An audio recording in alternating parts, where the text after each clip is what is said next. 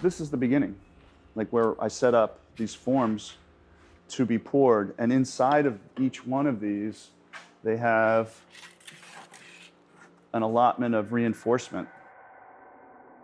All of these have what's going to become the structure. At one point, I came across a series of columns that supported a road that were being demolished, sort of at the same time. And there's like 3 or 4 of them being taken down to be remade or something. And there's all of these, and so they were T-shaped, so they're sort of standing out like this. And they were sort of demolishing from the top down, and there was all of this rebar that was standing up still with partial concrete removed. All of these boxes are basically a either 1:8 ratio. In other words, the width times the height is in a relationship that's the figure. And some of them are also a little bit taller. They might be 12 or 16 to 1. And those are based on the ideas that are in classical architecture. In other words, a Tuscan column or a Corinthian column.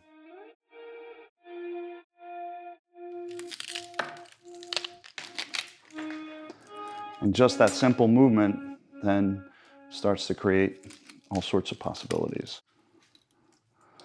So now, what was this rigorous geometry is now offset.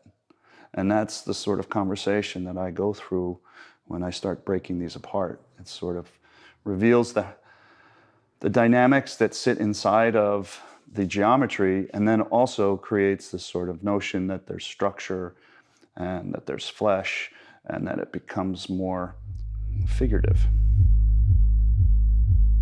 So I use this to chip away, and then I have this tool that is really cool. And it's sort of like Jaws of Life, where it opens up.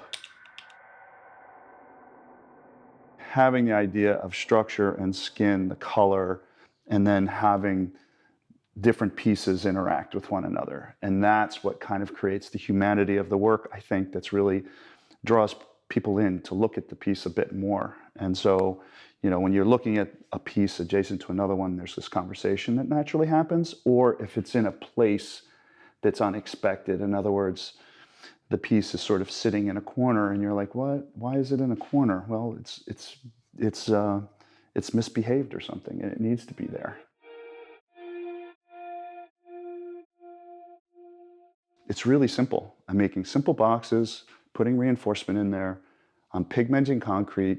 I can't reduce this anymore. It is so straightforward. To be able to just reduce it down to the simple shape and then have something really, really dynamic come out of it is really a pleasure.